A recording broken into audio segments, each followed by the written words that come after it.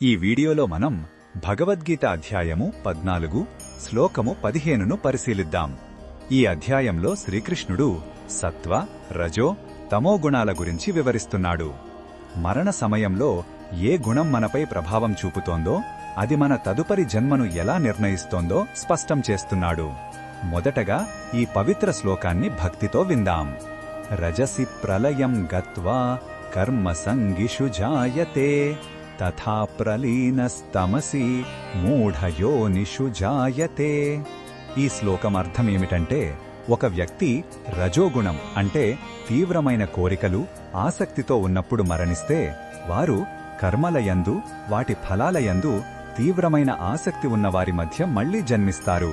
అంటే నిరంతరం ఏదో సాధించాలని, సంపాదించాలని తపించే లోకంలో పుడతారు. అదేవిధంగా ఒక వ్యక్తి తమోగుణం అంటే అజ్ఞానం, బద్ధకం అధికంగా ఉన్నప్పుడు మరణిస్తే వారు మూఢయోనులలో అంటే వివేకం లేని మూగ జీవరాశులలో లేదా జ్ఞానహీనులైన మనుషుల కుటుంబాలలో జన్మిస్తారని భగవానుడు స్పష్టం చేస్తున్నాడు. ఈ శ్లోకంలో ఉన్న భావం మనకు ఏమి చెబుతుందంటే, మన జీవితంలో మనం పెంచుకునే గుణాలే మన భవిష్యత్తును నిర్దేశిస్తాయని ఒక హెచ్చరిక ఉంది. మన ఆలోచనలు, చర్యలు కేవలం ఈ జీవితానికే పరిమితం కావు. అవి మన చేతనపై చెరగని ముద్ర వేసి మరణానంతరం కూడా మన ప్రయాణాన్ని ప్రభావితం చేస్తాయి. మన చేతనను ఉన్నతంగా ఉంచుకోవలసిన బాధ్యతను ఇది గుర్తు చేస్తుంది. ఈ బోధనను మన దైనందిన జీవితంలో ఎలా ఉపయోగించుకోవచ్చు అంటే, మనల్ని మనం గమనించుకోవాలి.